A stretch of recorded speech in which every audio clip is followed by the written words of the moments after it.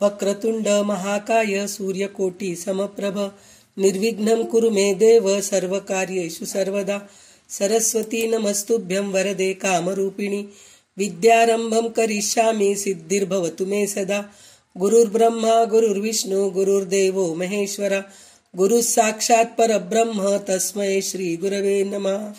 श्री कुलदेवताभ्यो नमः, श्री मातृपितृभ्यो नमः, ओम श्री परमात्मने नमः।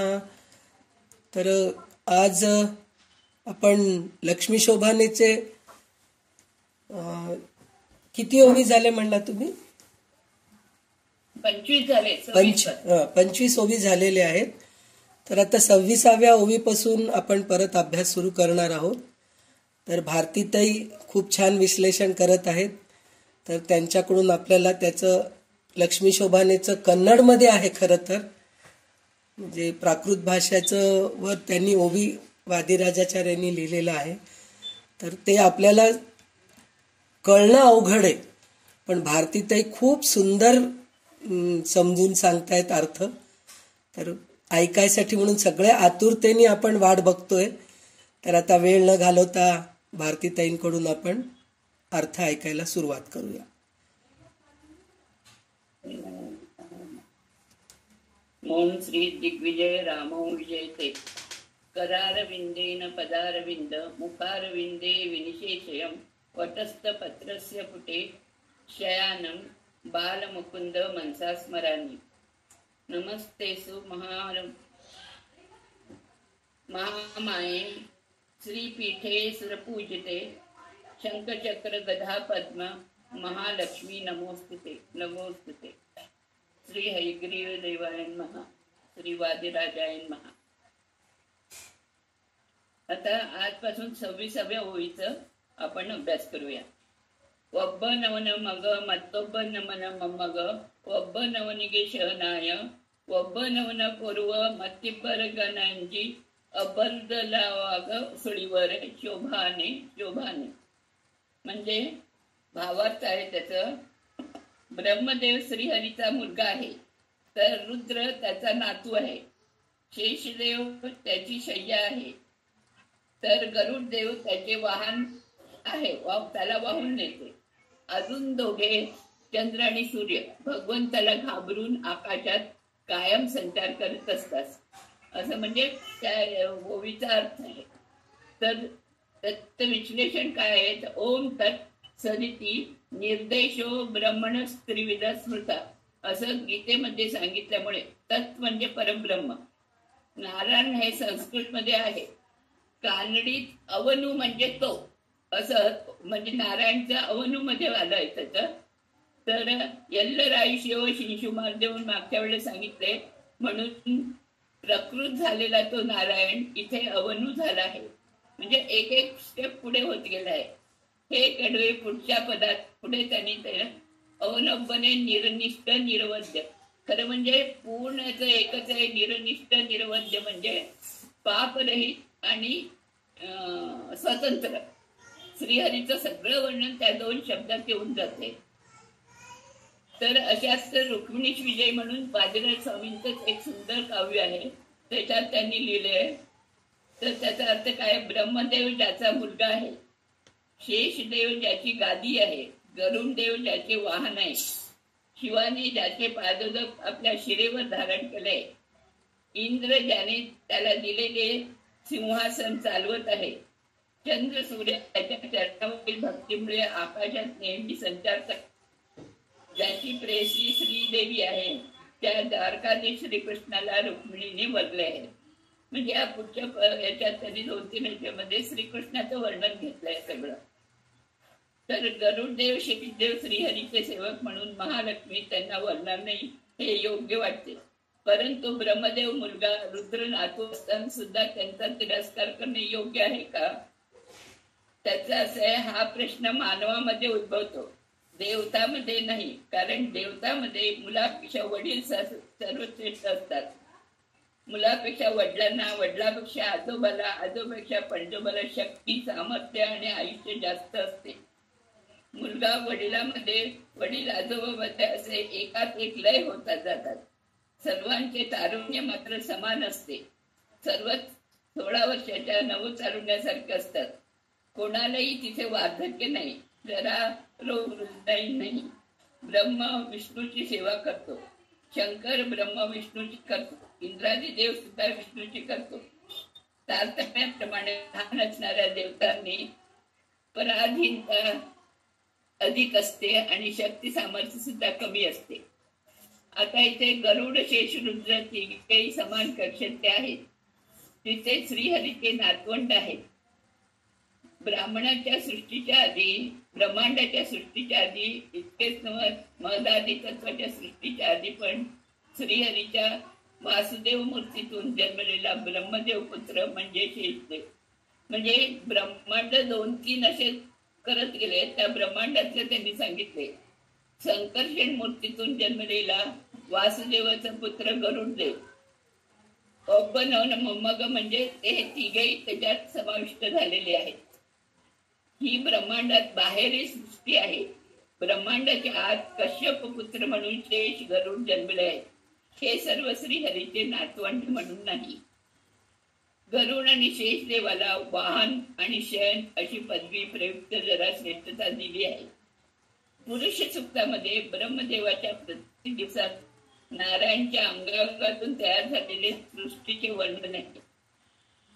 नारायणच्या अंगांगाची प्रत्यक्ष उपासना करण्याचे भाग्य ब्रह्मवायूला मिळावे म्हणून तयार केलेले हे पुरुषकृत नमक परमात्मा सृष्टी आहे. नारायणाच्या नाभी कमलातून जन्मलेल्या ब्रह्मदेवाने स्वतःच्या आयुष्यातील पहिली 50 वर्ष नारायणच्या स्वरूपाची नुसती उपासना करण्यानेच घालवली आहे. नंतर परमात्म्याच्या अनुग्रहाने सृष्टी तयार करू लागले. ही पद्मसृष्टी म्हणतात त्याला. पद्मातून जन्मलेल्या ब्रह्मदेवाने केलेली सृष्टी आहे. ब्रह्मांडच्या बाहेर ही पद्मसृष्टी तारतम्यानुसार आहे. त्याला पुरुषकृती सृष्टी म्हणतात. महालक्ष्मीच्या पुढे स्वयंवर मंडपात बसलेले सर्व देव पद्मसृष्टीत जन्मले आहेत. म्हणून इथे इंद्र, वायू, देव, चंद्र सगळे वरच्या कक्षेतले श्रेष्ठ देव होय. ब्रह्मादी देव श्रीहरीची सेवा एक क्षणही न सोडता करीत असतात. मानवाने आयुष्य 3 दिवसात खूप छान सांगितले त्यांनी. ते एवढे ब्रह्मादी लोक हे अजून सुद्धा करत असतात त्यांची सेवा. तर आपण काय, तर मानवाचे आयुष्य 3 दिवसात विभागले गेले. बाल्य, तारुण्य आणि वार्धक्य. त्यापैकी बाल्य आणि वार्धक्य तर व्यस्त जातात. तारुण्याच्या एका दिवसात आहार निद्रेतून अर्ध्याहून जास्त वेळ लागतो. यामध्ये मिळणाऱ्या अल्पकाळात जर मानवने त्याचे अंतःकरणपूर्वक स्मरण केले तरी तो जीव मुक्त होतो. देवतांचे तसं नाही. त्यांना अनेक कोटी वर्ष श्रीहरीने सोपवलेले आहे. त्याला त्यांची कामं न चुकता आधी करावे लागतात. सहस्र शीर्ष, सहस्रदा, अनादि नित्य अशा परमात्म्याची ते फसवणूक करत नाहीत. ती कधीही कर्तव्यच्युत होत नाही. देव त्यांना अनिमेष म्हणतात. कारण काय, त्यांच्या डोळ्यांच्या पापण्या लवत नाही, त्यांना झोपही नाही. अशी कल्पना ती श्रीहरीची सेवा हे देव करीत असतात आणि ती अनेक रूपे घेऊन. नंतर प्रत्येक प्राणीमात्राच्या रोमरोमातून बसून अनेक रूप धारण करून श्रीहरीची सेवा हे सर्व देव करतात. महात्म्य ज्ञानाने भरलेले प्रेम म्हणजेच भक्ती. महात्मा ज्ञानाबरोबर भय पण असते. परंतु ही भीती असुराप्रमाणे द्वेषयुक्त नाही, तर प्रेमयुक्त आहे. हिरण्यकश्यपूला मारण्यासाठी नरसिंह रूपात घेतलेल्या परमात्म्याच्या रुद्र रूप पाहून असुराची भीती जी आहे ते द्वेषयुक्त भीती आहे. परंतु देवांच्या भीतीमध्ये आदरयुक्त भीती असते. भय हे देवाचे भूषण आहे.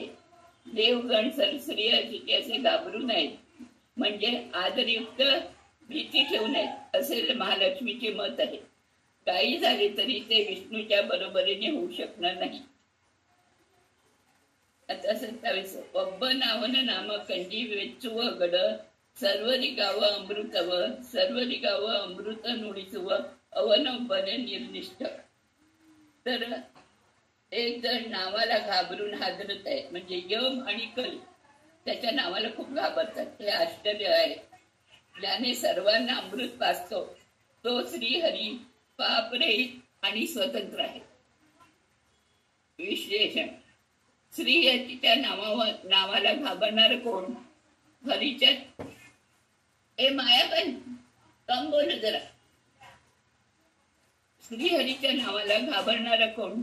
हरीच्या नावाने न धुतले जाणारे पाप अजूनही पापी जणांना करता आलेले नाही. म्हणजे त्याचं नाव इतकं पाप आहे की त्याचं नाव घेतलं तरी ते कमी होणार नाही. कारण श्रीहरीच्या नावाचं नामस्मरणाचं जितके पाप धुतात. पापाला अभिमानी कवी आहे, त्याचं वर्णन केलंय यांनी. इतकं हे पाप पुरुष कलीचे वर्णन आहे. ब्रह्महत्या त्याचे शिर, सुवर्णाच्या चोरीने येणारे पाप त्याचे 2 बाहू, सुरापान त्याचे हृदय, गुरु पत्नी गमन कंबरेचे 2 भाग, या पाप्यांचा सहवास करणारे पाय, त्याचे अंग प्रत्येक अंग उपपातकच आहेत. ज्याचे शरीर रोम सर्व पाप आहे. त्याच्या मिश्या आणि डोळे लाल रंगाचे असून हातात खड्ग आणि ढाल असलेला हा काळा पुरुष पोटाच्या डाव्या भागात असतो. इथे एक सांगायचं आहे, म्हणजे आपण तीर्थ घेतल्यावर असं डोक्याला लावत होतो अगोदर, तर ते डोक्याला लावू नये असं बाजूला लावतो. पण नंतर आम्हाला कळलं की ते आपण पोटाच्या डाव्या बाजूला लावावं, कारण तिथे पाप पुरुष असतो आणि तीर्थाच्या संपर्कात येऊन तो जास्त उग्र होत नाही. तो तिथेच घाबरून तिथेच दबला जातो. या देहात असलेल्या चांगले कमी करू देत नाही तो. तरी हा पाप परिहारे हरिनाम. एवढा उग्र असूनही तो हरिनामाला घाबरतो. हरीचे केवळ नाम संकीर्तनाने सर्व पापे धुतली जातात. त्रिविक्रमाच्या पायाच्या अंगठ्यावरून येणारी गंगा जर त्रैलोक्याचे पाप परिहार करतात, तर सर्वत्र व्याप्त हरी ज्याच्या अंगोपंगात त्याचीच अनंत नावे लपून बसलेली आहेत, अशा हरीच्या नामाने पाप होणार नाही तर काय होणार? आश्चर्य आहे. परंतु एक गोष्ट आहे, भक्तीशिवाय केवळ नाम संकीर्तन केल्यास त्याला फळ मिळत नाही. त्याचे उदाहरण म्हणजे मारीचीच. त्याने मरताना हे लक्ष्मण, हे सीते असे उद्गार काढले होते, पण त्याला मुक्ती मिळाली का? नाही. अर्थ, ज्ञान आणि भक्तिपूर्वक नामोच्चारण करावे. एखाद्या वेळेस ज्ञान नसले तरी चालेल, परंतु भक्ती अगदी आवश्यक आहे. भक्तिपूर्वक नामस्मरण ज्ञानाचे कारण होते. असे जन्मात वेदांत, पुराण, इतिहास निरंतर अध्ययन करून त्याच्या अर्थात मनात रुजू घालायला पाहिजे तिथे सगळं ज्ञान. मग दृढ भक्ती संपादन करावी. तल्लीनतेने स्तुती करण्याची मनस्थिती येते, तेव्हा पापी पुरुष यायला घाबरतो आणि आपल्याला मुक्ती मिळते. हरीचे नामस्मरण करणाऱ्या भक्तांना तो घाबरतो. 84 लक्ष जीव ज्याला घाबरतात तो यमच हरीच्या एकट्या नावाने घाबरतो आहे. नरसिंह भीषण भद्र मृत्यू नमाम्यहम असे म्हणणाऱ्यांना नरसिंह यमाचाही यम होता. तो असुरांना भयंकर असला तरी देवता सर्वांना भय परिहारक आहे. आपल्याला खूप काहीतरी झालं की आपण नरसिंह स्तुती करतो, त्याला फक्त यमदेव एकटाच घाबरतो. धर्मरक्षक श्रीहरीला अधर्माभिमानी कलीसारखे धर्माभिमानी यमधर्म सुद्धा घाबरतो. इथे महालक्ष्मी देवतांचे दोष मोजत आहे, असुरांचे नाही. म्हणूनच उपनिषद मध्ये नरसिंहाला मृत्यू म्हणतात. सूर्य श्रीहरीच्या भीत्याने कालास अनुसरून उगवतो. तो सूर्यपुत्र आहे. यम हा सूर्यपुत्र आहे आणि देवतामध्ये वडिलापेक्षा मुलगा दुर्बल असतो हे मागे सांगितलंच आहे. त्यामुळे तो सूर्याला सुद्धा जास्त घाबरतो. तो कसा दिसतो म्हणजे पुण्यदेवाला यम चतुर्भुज शंकाधारी असं दिसतो. तोच यम पापी जणांना प्रलयाच्या मेघाप्रमाणे, काजळाच्या डोंगराप्रमाणे गुडगुड आवाज करत अतिशय भीकर आणि 3 योजने मोठा वाईट आकाराचा, रेड्यावरून दंडपाणी असणारा असा दिसतो. अशा यमाला अथवा यमभटाला घाबरायचे कारण नाही. हरिभक्तांना श्रीहरीचे सदा रक्षण करते. त्यामुळे यम विष्णू भक्तांना आपले भयंकर रूप दाखवण्यास सुद्धा घाबरतो आहे. त्यांनी आपल्या दूतांना सुद्धा निक्षून सांगितले आहे की विष्णू भक्तांच्या जवळ सुद्धा तुम्ही जाऊ नका. त्यांना कसलेही भय नाही, कारण त्यांना शिक्षा करण्याची ताकद आपल्यात नाही. नरक यातना सोसण्याच्या जीवांना तुम्ही हरिस्मरण, उलट नरकात जे लोक जातात त्यांना तोच म्हणतो की तुम्ही हरिस्मरण का केले नाही, असे यम विचारत असतो. सूर्यापेक्षा यम जास्त घाबरतो याचे अजून एक कारण म्हणजे यम सूर्यापेक्षा उत्तम कक्षेतला देव आहे. त्यामुळे हरीच्या गुणांचे औचित्य बघून यम सूर्यापेक्षा जास्त घाबरणे साहजिक आहे. सर्व देव भगवंताचे अधिक असणारे लोकपालक आहेत. सर्वांना अमृत पाजले, हे फार छान आहे. अगदी अमृत, अमृत म्हणजे काय ते, हे वाक्य फारच अर्थगर्भित आहे. अमृत म्हणजे श्रीहरीचे अंतर्यामी असणारे पुष्टिकर चैतन्यमय रूप. हे अमृत सर्व देवतांना भगवंत देतो. देशस्थ सदृशाकारा असे सरस भारतीमध्ये वादिराजे सांगितले आहे. त्यामुळे फक्त यमच हा एकच दिक्पालक नसून सर्व दिक्पालक घाबरतात. अग्नी आणि आदी दिक्पालांचे एकेकाचे रावणा इतके बल आहे. ते पण सर्व श्रीहरीला जगत पालनाचे कार्य करण्याला मदत करतात. आणि एखादे मूल जसे आपल्या वडिलांना घाबरतात तसे श्रीहरीला ते घाबरतात. श्रीहरीच्या स्वतः पिऊन त्याने बिंबरूपी अमृत श्रीहरी या दिग्देवतांना स्वतःचे अंतर्मयाचे रूप म्हणजेच बिंबरूपी अमृत त्यांना पाजत आहे. हे अमृत स्वतः पिऊन त्याचे सुख देवतांना देत आहे. श्रीहरी स्वतःच्या स्वातंत्र्य गुणाला म्हणजे स्वतंत्र असलेल्या अंतर्यामी बिंबरूप गुणाला ब्रह्मादी देवतांना, कल्पादी देवतांना आणि नित्य संसारी जनामध्ये ठेवून त्यांच्या योग्यतेनुसार पाप पुण्याचे फळ देतो आणि त्यांच्या जीवाला मुक्ती करतो. अजूनही देवतागण श्रवण भजनाची भक्ती करीतच आहेत. अपरोक्ष ज्ञान झाले आहे म्हणून त्यांनी हे सोडलेले नाही. त्यांना वेदशास्त्र रूपी अमृत श्रीहरीने पाजत आहे. क्षीरसागरात उद्भवलेली अमृतरूपी महालक्ष्मी देवी सुद्धा तत्वज्ञानामृत आणि मोक्ष सुखामृत दैत्यांना न देता देव त्यांना स्वतःच्या हाताने प्रेमाने मोहिनी रूप धारण केलेल्या श्रीहरीकडून पाजत आहे. विवाहानंतरचे भोजन म्हणजेच मोक्षदायक अमृत भोजन आहे. देवतागण सुद्धा अनिमेष होऊन नित्य देवाची सेवा करतात. म्हणूनही श्रीहरीने त्यांना अमृत पाजून अमर केले आहे. मोक्ष हे श्रीहरी एकटाच देऊ शकतो. काशी मरण मुक्ती असे म्हणतात, परंतु काशीमध्ये फक्त मरणाऱ्याला जीवाच्या कानात रुद्रदेव स्वयं राममात्रांचा जप करतात, तेव्हा कुठे त्या जीवाला मोक्ष मिळते. रुद्रदेवाने मन्वंतर कालापर्यंत राममंत्राचा जप करून हे भाग्य मिळवले आहे. तेव्हा मणिकर्णिका घाटेत मरणाऱ्यांना कानात तू नाहीतर ब्रह्मदेवाने राममंत्र जप केल्यास त्यांना मी मुक्ती देईन असे वरदान दिले आहे. असे हे निरनिष्ठ, अनिष्ट म्हणजे पाप, निरनिष्ठ म्हणजे पाप नाही, निरव म्हणजे तो कोणाच्याही आधी नाही, जो संपूर्ण स्वतंत्र आहे, असा परमार्थ एकटाच मोक्ष देण्यास समर्थ आहे.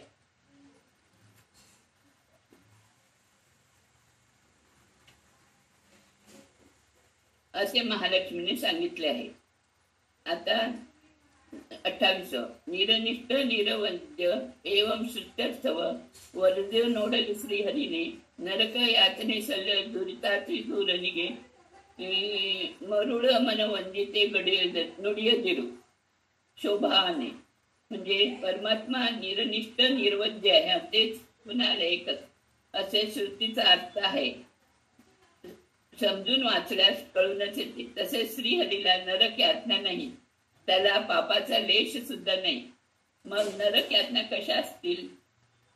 हे मूर्ख मानवा, वाटेल ते बोलू नकोस. स्वयंवराची माळ हातात घेतलेली महालक्ष्मी सर्व देवतांमध्ये काही काही दोष काढत श्रीहरी मात्र निर्दोष स्वतंत्र आहे हे ती दाखवत आहे. कर्मवशात ब्रह्मदेवाला ब्रह्मांडाच्या सृष्टीमध्ये कुंभाराचे काम पडले. विष्णूला दशावतार घेऊन सदैव संकटात पडावे लागले. रुद्रदेवाला ब्रह्मकपाल घेऊन भक्ती मागावी लागली आणि सूर्याला तर अविश्रांत भ्रमण करावे लागले असे म्हटले आहे. याचा अर्थ विष्णूला महासंकटे आली म्हणून दशावतार झाले, ओघाने नरक यातना झाल्या असा संशय तू घेऊ नकोस. हे सांगण्यासाठी वादिराज स्वामींनी हे मूर्ख असं मानवाला म्हटलं आहे. अद्वैताप्रमाणे ईश्वराला स्वतःला पाप नसले तरी पापी जीवाबरोबर ऐक्य असल्याने त्याला नरक यातना आहेत असे ते म्हणतात. द्वैतात तसे नाही. जे नारायणाला नरक आहे असे म्हणतात ते ऐकतच त्याला सुद्धा नरक होतो. मग म्हणणाऱ्यांची काय बरे होईल? असे असता परब्रह्म परमात्म्याच्या नरक यातना सांगणे श्रुतीबाह्य आहे.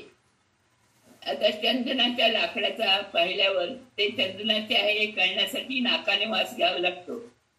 फक्त नाकाला वास घेऊन वासाशी संबंध आहे काय, पण ते डोळ्याला नाकाने घेतलेल्या लाकडाच्या चंदनाशी संबंध जोडता येतो.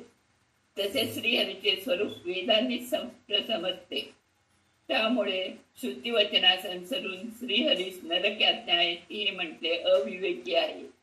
अतींद्रिय परमात्म्यास समजण्यास वेद एकच प्रमाण आहे. ಒಂದೊಂದು ಗುಣಗಳು ಇದ್ದಾವು ಇವರಲ್ಲಿ ಸಂದೇಹಣಿಸೆವೆ ಬಹುದೋಷ ಕುಂದಳ್ಳಷ್ಟಲ್ಯದ ಮುಕುಂದನೆ ತನಗೆಂದು इंदिरापतीय नेनेदवळू. या देवामध्ये देवतांमध्ये एक एक गुण असतील पण दोष मात्र फार आहेत. त्याला इतकाही दोष नसलेला निरनिष्ठ निर्वद्य श्रीहरीच मला योग्य असा पती आहे असा विचार करून अनादिकालापासून हाच माझे पती आहे असे महालक्ष्मी स्मरण करते. ब्रह्मादी देवतांना ज्ञानानंदी गुण असतील, परंतु श्रीहरीच्या गुणसमुद्रापुढे हे अत्यंत एका थेंबाप्रमाणे आहेत. हे सर्व जीव प्रकृतीस बद्ध आहेत. प्रकृतीत सत्व अधिक झाल्यावर मात्र जीवाला ज्ञानानंद गुण मिळतात. राजस आणि तामस जीवाला अज्ञानाच्या दृष्टी करतात. या अभिप्रायाने प्रत्येकाला त्याच्यात वंदोंदो गुणबळ म्हणजे एकेकाला एक एक गुण मिळते. भागवत व्याख्यानकारांनी एकीकडे ब्रह्मदेव सूर्य तापलेल्या कोशाप्रमाणे आहे, वायू एका जागी स्थिर नाही, शंकर दिगंबर आहे, देवेंद्र महागर्विष्ठ आहे, चंद्राला क्षय आहे. या सर्वाचा विचार करून भवऱ्यात मधुर गुंजनाने उमललेल्या कल्पवृक्षाच्या फुलांची माला लक्ष्मी देवीने श्रीहरात गळ्यात घातली आहे. रुक्मिणी विजय मध्ये पण वादिराजांनी इतकं सांगितलंय की शिव महाभयंकर उग्र, वायू चंचल, शेष देवास पाय नाही, ब्रह्म वृद्ध, अग्नी उष्ण, सूर्य तापलेला, गरुडाचे नाक सरळ नाही, उषा आदित्याचा दात नाही, वरुण सतत पाण्यात आणि जलाधिपती आहे, इंद्र गोत्र नसलेला, पर्वतांचा वैरी. अशा देवतांच्या नावाबरोबर रुक्मिणीने त्यांचे दोष मोजले आणि तिने श्रीकृष्णास वरले. अजून काही दोष मोजता ब्रह्मदेवा दांभिक ब्राह्मण, वायुदेव नेहमी सर्व झोपलेले असताना सुद्धा श्वास जप करीत असतो, शिव महावैरागी, इंद्राला सदैव सत्तेची चिंता, मन्मथाला शरीरच नाही असे संदेणे सिवे बहुदोष. म्हणजे अजून किती दोष तुम्ही घातले तरी लाखो मे एक बात म्हणत तसे लक्ष्मी देवी सांगते. परंतु श्रीहरीस मात्र तिळा एवढाही दोष नाही. तो निरनिष्ठ निरवद्य सर्व गुण संपन्न अव्यभिचारी असा परमात्माचं आपला योग्य पती आहे असा विचार करते. श्रीहरीच्या गुणात व्यभिचार नाहीत, म्हणजे त्याच्यात असलेले गुण ब्रह्मादी देवतामध्ये असतील, परंतु त्यांची गुण संख्या वेगळी आणि परमात्म्याचे गुण असाधारण असतात. फळ गुणवंत पती मिळतो. देवर्षी 30वा कडवा. देवर्षी विप्रर कंदू तन्नुद रोविट श्रीविद्ध हरिये दुरित व भावांनरंबर आलदेले मेरे शिवनलिंग वै निलसुवरे. म्हणजे भावाचं काय, प्रलय काळात श्रीहरी सर्व देव ऋषी ब्राह्मण सर्व जीव राशींना कोणासही न सोडता खाऊन टाकतो, म्हणजे पोटात ठेवून घेतो. म्हणून त्याला पापाचा लेप झाले असे कोणी ज्ञानी लोक म्हणतात. काय, प्रलय काळात वटपत्रावर कधीतरी श्रीहरी नाही म्हणून शिवलिंग ठेवतात. काय, कारण केव्हाही त्याच्यावर बालमुकुंदच ठेवतात. श्रीहरीच्या हातात नेहमी चक्र असते, कारण दैत्यांना मारणे हा त्याचा स्वभाव आहे. कश्यप आणि दिती या दाम्पत्याची आपत्ती म्हणजे दैत्य, ते ब्राह्मण होय. मग दैत्यांना भरून ब्रह्महत्येचा दोष लागतो काय? नाही. तर हिंसा करणे पाप असले तरी युद्धभूमीमध्ये धर्मयुद्धात ब्राह्मणाला मारले तरी त्याचे पाप लागत नाही. उदाहरण म्हणजे महाभारतात विप्र द्रोणाचार्यांचे आणि राम रावण युद्धात ब्राह्मण असलेल्या रावणाचे मरण दुष्टांचा संहार करण्याच आहे. हे पाप नाही. म्हणूनच कृष्णाने मामा कंसाचा पण वध केला. परशुरामाने दृष्ट क्षत्रियांचा संहार केला. प्रलय काळात सर्व ब्रह्मांड आपल्या उदरात ठेवणाऱ्या श्रीहरीने स्वतः झोपलेल्या वटपत्रावर शिवलिंगाची स्थापना केली नाही. फक्त श्रीहरी एकटाच होता त्यावेळेला. त्यावरून श्रीहरीस पापाचे लेपन नाही. भगवंत पूर्णानंदांनी नित्य तृप्त आहे. जगाची सृष्टी ही त्याच्या आनंदाचा उद्रेक आहे आणि संहार त्याची लीला. अनेक कल्प जन्म मरण्याच्या फेऱ्यात सापडलेल्या जीवांना श्रीहरी आपल्या जवळ लहान मुलाप्रमाणे झोपवतो, असे त्याचे मातृहृदय आहे. श्रीहरीस भूक तहान गुरुत्वत्व मरण काहीही नाही. त्यामुळे भुकेपोटी ब्रह्मांडाला पोटात ठेवले असे होत नाही. त्याच्या एक एक रोमकुपात सुद्धा कोटी कोटी ब्रह्मांड बसू शकतात. मग एक आपल्यासारख्या छोट्या ब्रह्मांडाची बाबती काय? रावणाला मारून लागलेल्या ब्रह्महत्येच्या दोषासाठी श्रीरामाने रामेश्वराच्या लिंगाची स्थापना केलेली नाही. शंकराने ब्रह्मदेवाच्या बापाचे शिर कापल्याने त्याला ब्रह्महत्येचा दोष लागला. म्हणून रामाने शिवलिंगाची स्थापना करून तू इथे सेतू दर्शन कर, म्हणजे तुझा ब्रह्महत्येचा दोष देईल असे वरदान दिले. सेतू हा रावणाच्या वधासाठी बांधला होता, तरी पण त्याच्या देशाने रामाने लंकेत विभीषणाला लंकेचा पट्टाभिषेक केला आणि रामेश्वर मध्ये शंकराला प्रतिष्ठापित केली. दोघेही त्याचे परमभक्त आहेत. आपल्या भक्तांना उन्नत स्थानात ठेवून आपल्या आनंदित होणे यात परमात्म्याचे भक्त वात्सल्य दिसून येते. हसिऊ तृषे जरा मरण रोग रजनींब असुर पिशाची गळंब व्यसन बरबाद दुवे ओम नारायण गे पशुमद लागी नेनियरू. भूक तहान वार्धक्य मरण रोग झाली आध्यात्मिक ताप पारधिभौतिक ताप येऊ नयेत असे नारायणकडे मागणाऱ्यांनी नारायण आपणच सगळे मागतो, मग नारायण मध्ये भूक इत्यादी दोष आहेत असं विचारही करू नये.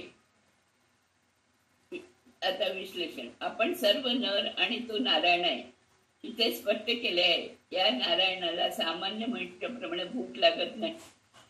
त्याला जरा मरण रोग रुजीचे भय नाही. तर सामान्य पशुपेक्षाही खालच्या दर्जाचे असे समजावे, कारण पशुला बुद्धी नाही जी मनुष्याला आहे. त्यासाठी नारायणाचा अर्थ बघूया.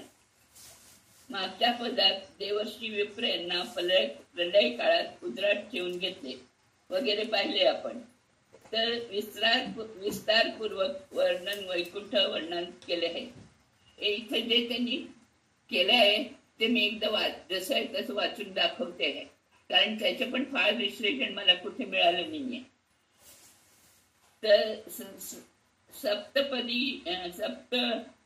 द्वीपामध्ये समुद्रामध्ये पिकलेली धान्य कंदमुळे फळे मृग पक्षी मानव तसेच 7 समुद्रातील जल जंतू हे त्याचे घास आहे. त्यांचा मृत्यू त्याच्यावर वाढलेले तूप आहे.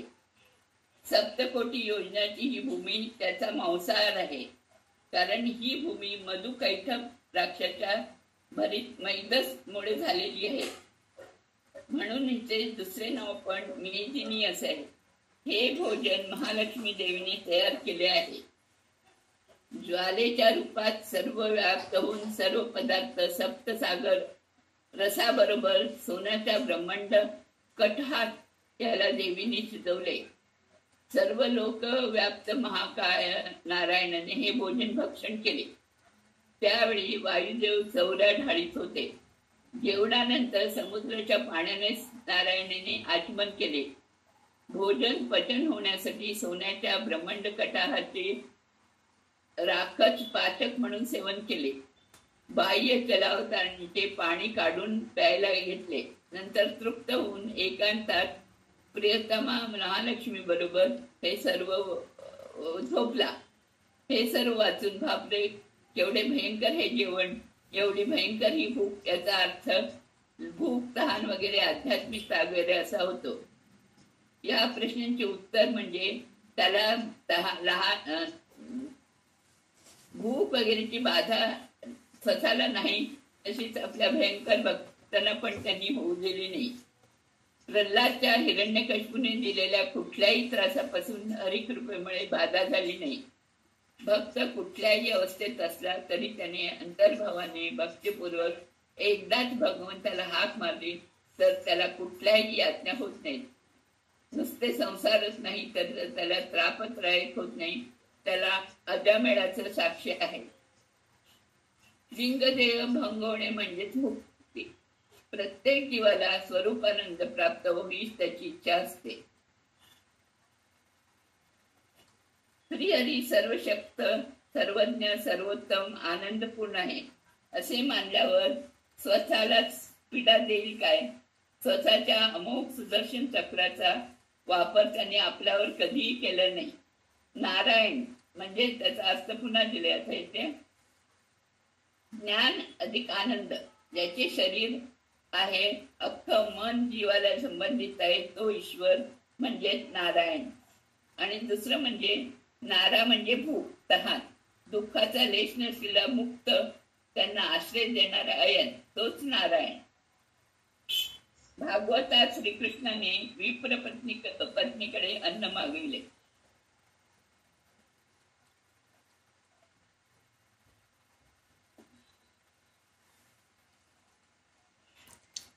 नंतर बाणासुराबरोबर युद्ध करताना श्वेतज्वराने पीडित झाला.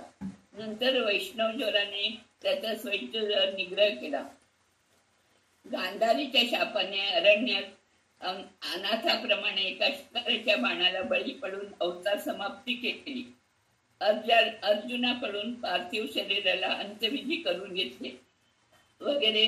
भूक, तहान, ज्वरा, मरण, रोग, सर्व काही कृष्णाच्या चारित्र्यात दिसून येते.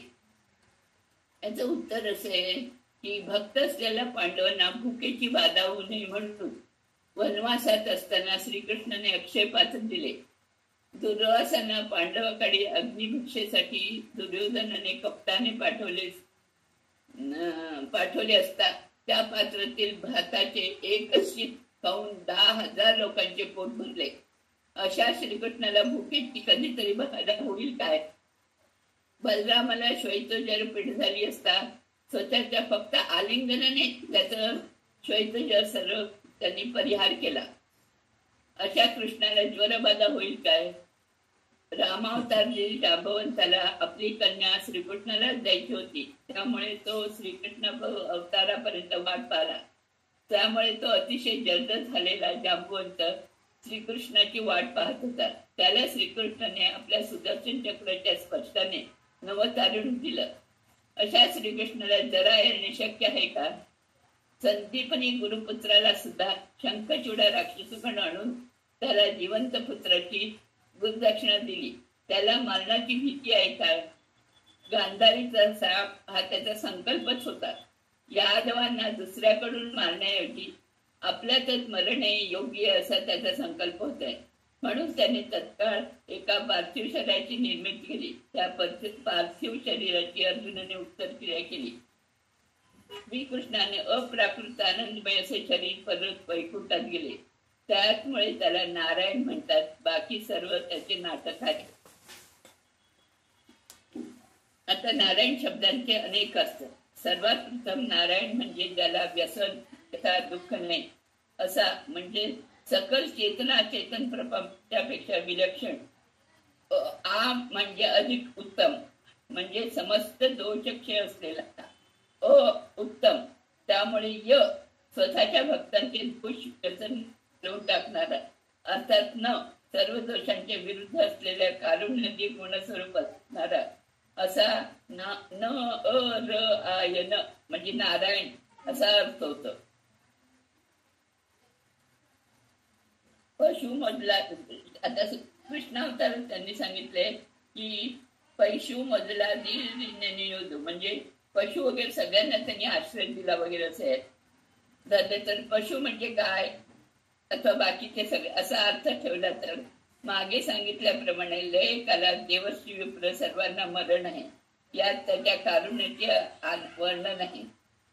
पशु म्हणजे गाय असल्यास त्यांना भूक तहान जरा मरण रोग रुजून येऊ नये म्हणून असा अर्थ करण्यात आपल्याला भगवंताने गोवर्धन पर्वत 7 दिवस आपल्या डाव्या हाताच्या करंगळीवर उचलून धरलेल्या श्रीकृष्णाने त्या गोपालांना तिथल्या गायी वासुंना तहान भूक कशाची बाधा होऊ दिली नाही. या सर्वांना त्यापासून त्याचे रक्षण केले. 7व्या दिवशी श्रीकृष्णाने गोपालांना पाऊस थांबला का असं विचारले असता ते म्हणाले, कृष्णा हे पावसाचे पाणी नाही तर गायीच्या डोळ्यातले आनंदाश्रू आहेत. म्हणजे त्याला त्यांनी कसं रीतीने हे केलं. पशु म्हणजे पशुप्रमाणे अज्ञानी असणारे असाही अर्थ लावतायत. विपरीत ज्ञान असणाऱ्यांना मानव आणि असुरापासून सर्वांना श्रीकृष्णाचे भक्तिपूर्वक कृतज्ञतापूर्वक स्मरण केले असं नारायण शब्दांचा अर्थ होतो. मानवांना त्याच्या पूर्वजन्माचे पाप त्याच्या दुःखाचे कारण आहे. श्रीहरीला जन्मच नाही आणि मरणही, त्यामुळे त्याला त्याचा होणारा तापही नाही. प्रलय काळात सर्व जगाला आपल्या उदरात धरणाऱ्या भूक तहान संकट असू शकतील. नारायण म्हणजे निर्मल आनंद, इथे दुःखाला अवकाश नाही. मग भूक तहान इत्यादी पिढ्यांना सुद्धा अवकाश नाही. नारायण हा मुक्तांना आश्रय आहे. स्वतः नित्य मुक्त असून सर्वांना मुक्ती प्रदान करणार आहे. वेद स्वरूप, वेद अपौरुषीय आहे. त्याला दुःख येऊ नये म्हणून स्वतः नारायणाने वेदोपदे उपदेश केला आहे. संसारी जणांना संसाराच्या दुःखातून दूर करून मुक्त करणाऱ्या उद्देशाने वेदांचा उपदेश केला आहे. मुक्ती मिळवायची असल्यास त्याचे गुणगान समजून घेणे आवश्यक आहे. भगवंतावर प्रेम करावे. वेद श्रीहरीचे गुणे करतात म्हणून वेद श्रेष्ठ आहेत. मुक्ती देणाऱ्या भगवंताच्या विषयी स्वतंत्र ब्रह्मसूत्र लिहिलं आहे. ब्रह्मसूत्रात भगवंतास कोणीही दोष नाही, लहान भूक व्यसन दोष नाही, ही युक्ती नारायण या शब्दातून व्यक्त होते. नर म्हणजे निर्दोष वेद प्रज्ञ ज्ञान, अयन म्हणजे त्याला आश्रय. नर म्हणजे निर्दोष वेद आणि अयन म्हणजे त्याला प्रतिपाद्य आश्रय. असा नारायण तहान भूक इत्यादींचे व्यसन करतो. पशुचा अजून एक असते भूक. पशुचा स्वभावच भूक लागणे असते, परंतु मनुष्य स्त्रिये जतः म्हणजे स्त्रिय म्हणजे स्थिर, ज्याचे 5ही ज्ञानेंद्रिये आहेत तो भाग. नारायणाने आपल्या भक्तांना भूक तृषा रोग रुजीन कुठलेही बाधा होऊ नये याचा संकल्प केलेला आहे.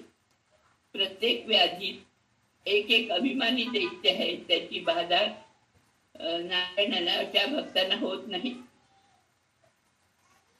फळ तापत्रय परिहार होतो. आता पुढचं ता दुःखी आदरे सुरर रतीय कळेदू मोद विवदके जरेगागी माधव बाहने केसरवळू मुळगी जरे परर बादीप केसर बिडसुवन.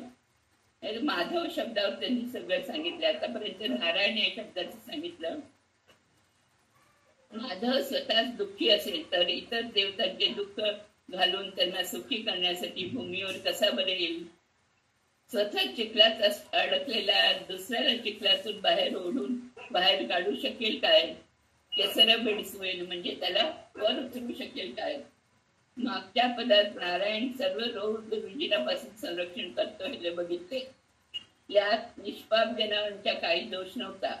इंद्राच्या प्रारंभाने त्याला 7 दिवस पाऊस पडावा लागला. ही सुद्धा एक गोष्ट आहे, पण मी नंतर सांगते. इंद्राला सुद्धा शाप असतो, म्हणून त्याला 7 दिवस सतत पाऊस पडावा लागतो. हा पाऊस कालवशात आहे. निरपराधी पशु गोपालांना श्रीकृष्णाने रक्षण केले. या 7 दिवसात त्यांनाच त्यांनी तहान भूक क्षुधा कशाची बाधा झाली नाहीये, करू दिली नाही. अनादी कालापासून नारायणचे संसारी जीवाला दैहिक ताण, रोग, मानसिक रुजीन तसेच आध्यात्मिक तापापासून मुक्त करून आधिभौतिक विषाचारी तापापासून रक्षण केले.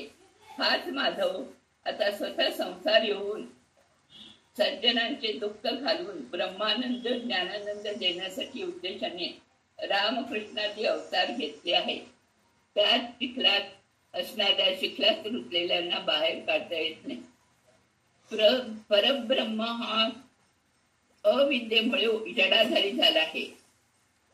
त्याचा आपल्या स्थूल देहात चैतन्यमय जीव आहे, परंतु भगवंताचे संपूर्ण शरीरच चैतन्यमय स्वरूप आहे. म्हणजे कसं, आता गुळ आतून बाहेरून गोडच असतो, तसं देवाच आहे. पुरणपोळीत तसं नाहीये, गुळ घातला तरच ती गोड होते, तसं आपल्या जड देहधाराची होते. हे फारच छान आहे. पुढचं, परब्रह्माला अविद्येचा दोष नाही.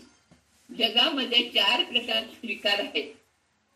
एक म्हणजे फळे, दूध, ताम्र आणि सोने. ते एकेकाला एक एक विकार असते. केळ्याचे फळ घेतले ते कच्चे असते, त्याला विकार होऊन ते पिकते, पिकून गोड होते. कच्चे असताना सुद्धा आपण त्याला केळच म्हणतो, पिकल्यावर सुद्धा त्याला केळच म्हणतो. पण विकार झाल्यावर मात्र त्याचं चव आणि रूप बदलते. केळ पक्व होण्यासाठी वेळेचा अवकाश लागतो. वेळ गेल्यावर गोड केळ परत आंबट किंवा तुरट होत नाही किंवा पुन्हा पहिल्या रूपात येत नाही. या सर्व प्रक्रियेत मनुष्याचा काहीही हात नाही. केळ परत निज स्वरूपात येत नाही. दूध होऊन दही होते, दह्याचे परत दुधात रूपांतर होत नाही. याला मनुष्याचा हातभार पाहिजे. स्वतःच ते बदलत नाही, तसेच दह्याचे परत दूध होत नाही. सोन्याचा एखादा दागिना बांगडीच्या रूपातही करू शकतो, तेव्हा पण त्याला सोनेच म्हणतो, आणि हाराच्या रूपातही त्याला सोनेच म्हणतो. मूळ सोन्याचे अस्तित्व अबाधित आहे. मोडलेल्या बांगडीचा हार करणे शक्य आहे, परत हाराचा कंटाळा आला तर पुन्हा बांगडी करून घेतो. पिकलेल्या केळाला पूर्ण स्वरूपात येता येत नाही. देहाचा विकार माणसापुढे झाला तरी त्याला पूर्व दुधाच्या रूपात येत नाही, परंतु सोन्याचं तसं नाहीये. केळ्याप्रमाणे हे रूपांतर दैवी विकाराने झालेले नाही, त्याला दैवी विकार ते आपल्या पण होते. हे मनुष्याच्या प्रयत्नाने झाले असे तरी पूर्व स्वरूप सोन्याच्या बांगडीतच करता येते.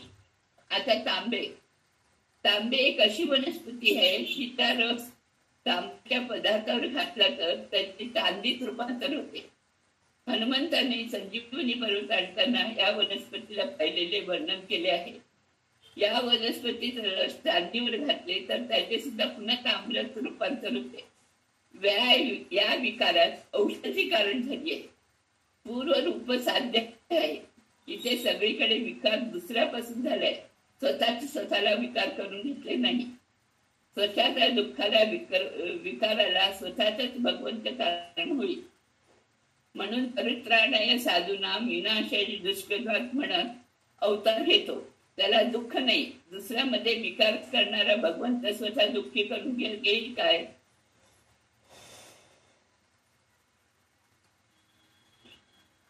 प्रश्न, संसारी माधव परमत्वाचे म्हणतात की तुम्ही म्हणतात ते सर्व मान्य केलं.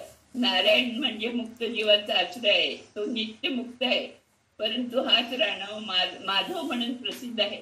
तो मा आणि धव, मा म्हणजे लक्ष्मी, धव म्हणजे पती, लक्ष्मीपती. ब्रह्मादी सर्व देश त्यांची मुलं आहेत. तर ते एवढा मोठा संसार आहे. अवतार सुद्धा मधु नावाच्या यादव कुळात तो जन्मला आहे. या मधुवनामध्ये स्त्रिया बरोबर तो विवाह करतो. असे असताना संसाराचा असलेला त्याला आमच्यासारख्यांनी कुठे शरण जावे? या संसारी माधवाला हा नियुक्त मुक्त कसा होईल? तर हा माधवाला दुःखापासून दुःख पीडा नाही. त्याचं विश्लेषण करूया.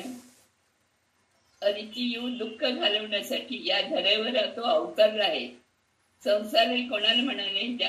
ज्याला जड देहाचा संबंध आहे त्याला कृष्ण संसारी नाही, कारण त्याला जड देहच नाही. भगवंत सनकादी ऋषिकुमारांना सुद्धा संसारी म्हटले. ज्याला जड देह आहे तो संसारी. म्हणून हे जाड आणून देतात. कृष्णाचे देह चैतन्य स्वरूपी ज्ञानानंदमय आहे.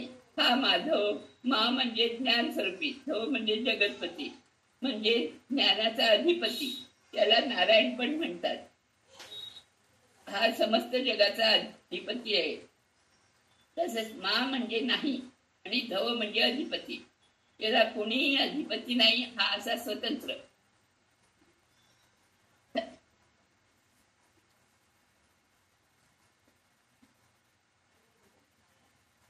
स्वतःच्या इच्छेप्रमाणे हा करतो. रुक्मिणी, सत्यभामा इत्यादी सर्वांना सुख देण्यासाठी त्यांनी हा संसार धाटला आहे. दुसऱ्यांना सुख देण्यातच व्यक्तीला माधव म्हणतात. मधु म्हणजे सुख. आता मधु म्हणजे मध. जो नखशिकांत मधाप्रमाणे मधु आहे तो माधव. स्वतः दुःखी असला तर मधु हा असणे शक्य आहे काय? देवतांच्या प्रार्थनापणे त्याने दुःख दूर करण्यासाठी या धरेवर आला आहे. स्वतः जे दुःखी असतो त्याला दुसऱ्यांचे दुःख दूर करणे शक्य नाही.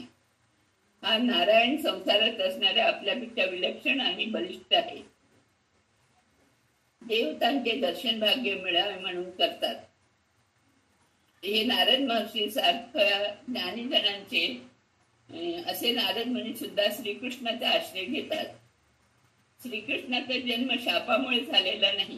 कारण एक कथा आहे. कारण मनुष्य जन्म घेणे देवतांना म्हणजे हा एक शाप आहे. त्यांना नरकवास आहे. एकदा शुक्राचार्य तपश्चर्येत बसले असता देवेंद्रने असुरांशी युद्ध पुकारले. यावेळी त्याचा हात वरचढ होता.